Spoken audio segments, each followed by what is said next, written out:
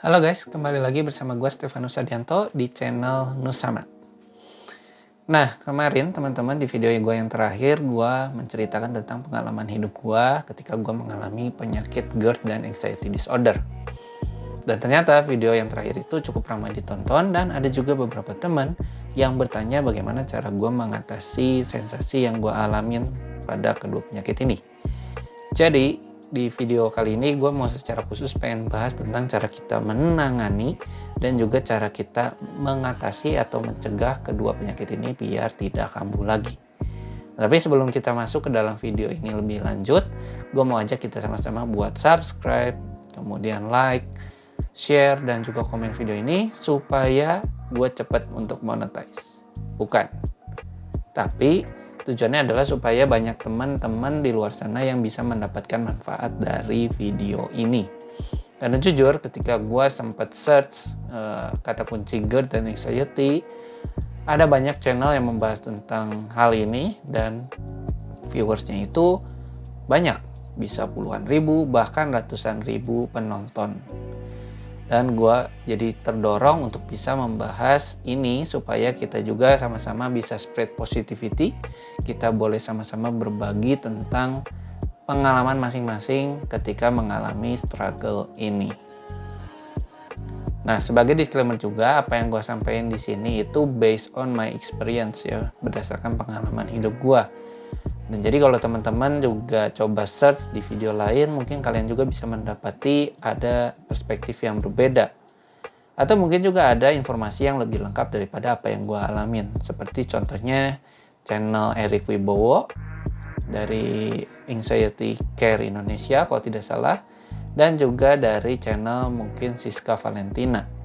Nanti link dari kedua channel tersebut akan gua taruh di deskripsi video ini supaya kalian juga bisa menemukannya dengan lebih mudah. Oke, kita langsung aja ke pembahasan kita. Sekarang kita mau mulai dulu membahas tentang bagaimana cara kita menangani penyakit ini. Jadi bagaimana cara kita ketika kita sudah terlanjur mengalami sensasi-sensasi yang sudah kita pernah alami sebelumnya, gitu ya. Nah, seperti yang kalian udah tahu dari video gue yang sebelumnya, kalau belum nonton kalian jangan lupa untuk tonton dulu video yang pertama, di mana gue share tentang pengalaman GERD dan anxiety disorder gue. Nah, di situ gue menjelaskan bahwa gue mengalami mainly mual, sendawa, begah, mungkin juga jantung berdebar dan sedikit keliengan, gitu ya teman-teman. Tapi gue nggak bahas secara detail tentang cara gue mengatasi sensasi-sensasi tersebut. Nah, menurut pengalaman gue, hal pertama dan yang paling utama yang kalian bisa lakukan ketika kalian mengalami sensasi-sensasi dari kedua penyakit tersebut, dari GERD dan anxiety, adalah tidur. Ya, pengalaman gue sih, tidur itu adalah cara yang paling ampuh untuk kalian bisa mengurangi sensasi yang kalian alamin atau kalian rasakan. Gitu ya, cukup ambil waktu kurang lebih setengah jam sampai 1 jam, teman-teman juga sudah bisa merasakan efek yang lebih baik dari tubuh kalian. Dan tentu saja yang kedua, kalian bisa juga melakukan atur nafas, gitu ya. Mungkin teman-teman bisa coba selama kurang lebih 1 menit untuk mencoba take a deep breath and exhale, gitu ya. Dan pastikan teman-teman ketika melakukan atur nafas ini kalian berfokus pada nafas kalian, gitu ya. Jadi ketika kalian inhale, rasakan perasaan atau sensasi dingin di hidung kalian, kemudian buang. Kemudian tarik nafas lagi, rasakan betapa dinginnya perasaan dingin di hidung kalian dan kemudian exhale. Dalam 1 menit, gue bisa pastiin kalian akan mengalami penurunan rasa sensasi yang kalian rasakan itu. Nah, menurut gue tapi kita nggak punya terlalu banyak tindakan-tindakan untuk bisa menangani kalau udah terlanjur merasakan sensasi tersebut. Akan lebih baik kalau kita banyak bahas tentang bagaimana cara mengatasinya ketika kita nggak lagi merasakan dan kita coba mencegah supaya itu tidak terjadi kambuh lagi.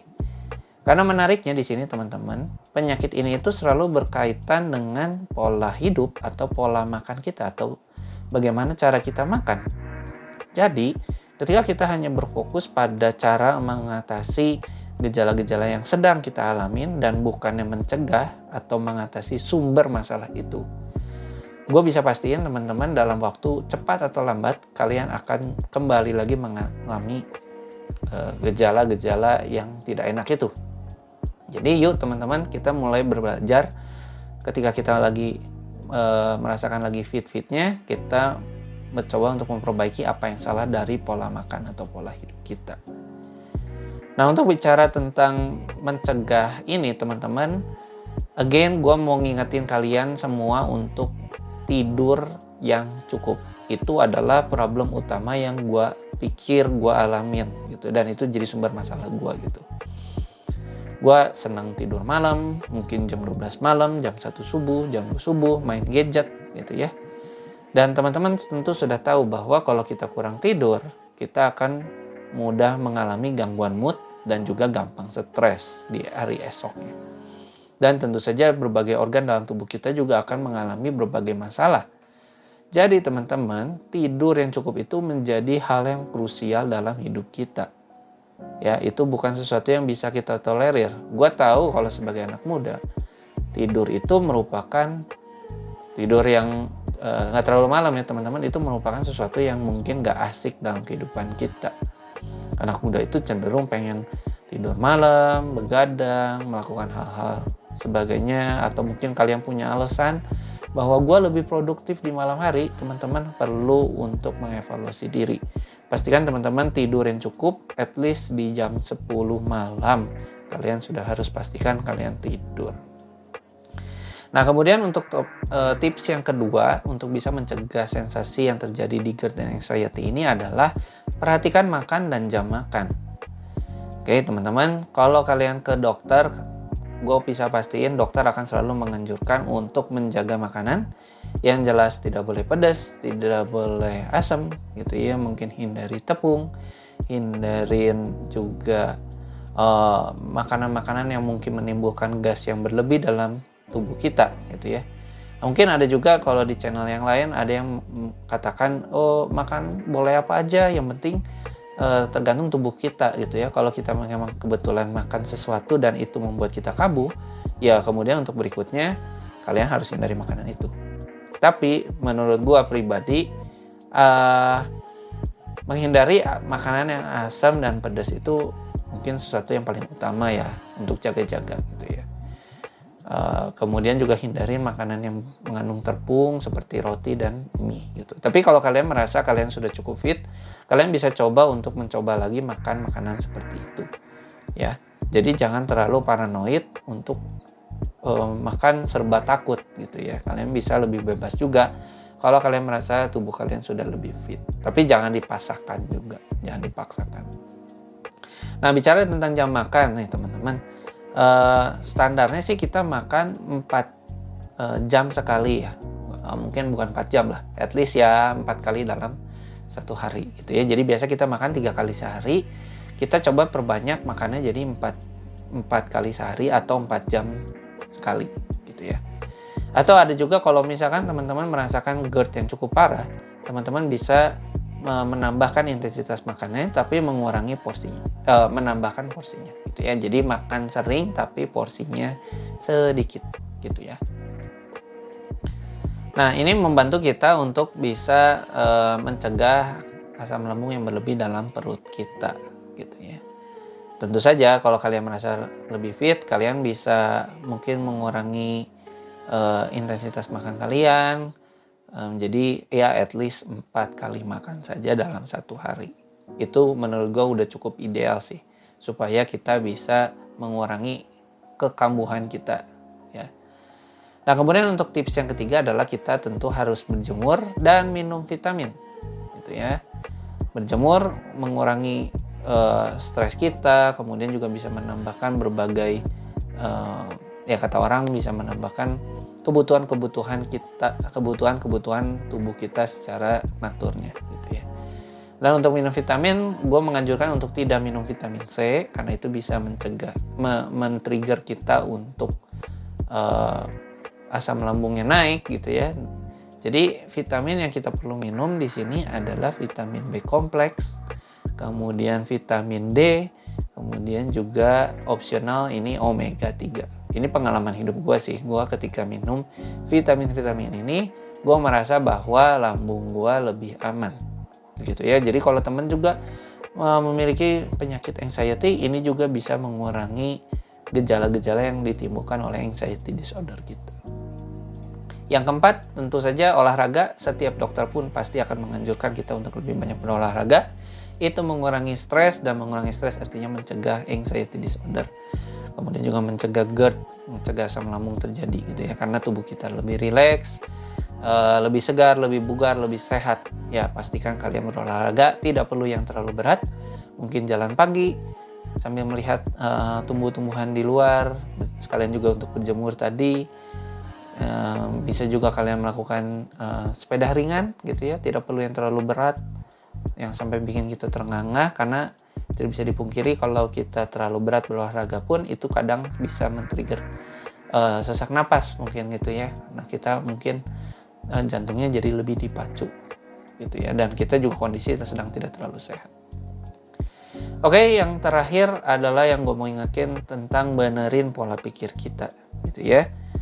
Ya, tentu saja ini bisa dijalani berbarengan dengan banyak ibadah gitu ya. Tapi bicara tentang pola pikir gitu ya teman-teman, gue merasakan ketika gue mengalami anxiety disorder ini, gue merasa gue takut gitu ya, takut mati, takut terus parnoan gitu ya, tubuh gue kenapa, ada banyak pikiran hal buruk yang gue pikirin gitu ya. Tapi sebenarnya kalau kita benerin pola pikir ini, kita bisa lebih gampang untuk mengatasi penyakit-penyakit ini gitu ya. Apalagi kalau teman-teman adalah seorang yang perfeksionis gitu ya, kayak gue merasa karena wah, tubuh gue ini dulunya tidak begini, dulunya tubuh gue ini lebih perfect, sekarang sudah tidak terlalu perfect, gue nggak terima gitu ya. Padahal ketika kita memahami bahwa penderitaan, sakit penyakit itu adalah sebenarnya hal yang normal terjadi dalam kehidupan kita tidak lagi terbeban ketika kita mengalami penyakit ini gitu ya. Kita jadi bisa lebih menerima penyakit ini. Takut mati? Well, ya semua orang pasti mati gitu ya. Benerin pola pikir. Jadi apalagi yang kita harus takutkan gitu ya. Kita harus belajar lebih banyak bersyukur gitu ya. Karena ketika gue jujur mengalami anxiety ini dan GERD ini, gue seperti seolah-olah diingatkan Tuhan untuk bisa menyandarkan diri lebih banyak kepada Tuhan dan bukan kepada kemampuan diri sendiri gue gitu. Atau mungkin istilah orang adalah berserah gitu ya. Nah, teman-teman juga bisa, gue tahu ini sulit, tapi teman-teman harus coba sedikit demi sedikit untuk bisa mengubah pola pikir kita yang buruk ini gitu ya. Jadi ketika teman-teman lagi sehat, lagi fit, coba untuk banyak belajar buku-buku self development gitu ya, pola pikir yang baik. Kemudian juga kalian bisa lebih banyak beribadah dan akan berbagai khotbah yang membangun kita, apa yang salah dari pola pikir kita gitu ya, tentang konsep tentang penderitaan, konsep tentang kematian gitu ya.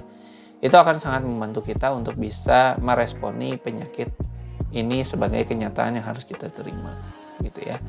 Karena gue seorang yang beragama Kristen, ya gue mungkin gak bisa terlalu banyak mensugestikan atau memberi saran untuk teman-teman yang beragama lain gitu ya. Tapi kalau teman-teman adalah seorang Kristen dan teman-teman mengalami hal yang sama seperti yang gue alamin, teman-teman mungkin bisa search, kalau gue pribadi gue nonton khotbahnya Philip Mantova di acara Saat Teduh Bersama yang kalian bisa cek di channel YouTube-nya. Tinggal klik aja Philip Mantova Saat Teduh Bersama, ada topik tentang kecemasan, topik tentang pikiran yang kacau dan sebagainya. Itu sangat membantu sih untuk kita bisa lebih rileks dan belajar juga berbagai hal yang baik dalam kehidupan kita. Oke, segitu saja untuk video kali ini. Semoga bermanfaat, semoga cepat sembuh buat kita semua. Semoga tidak kambuh lagi penyakit-penyakit kita. Dan stay tune di video gue, tetap support video gue supaya gue juga bisa berbagi hal yang lebih positif lagi untuk kita semua. Oke, see you di next video. Bye-bye.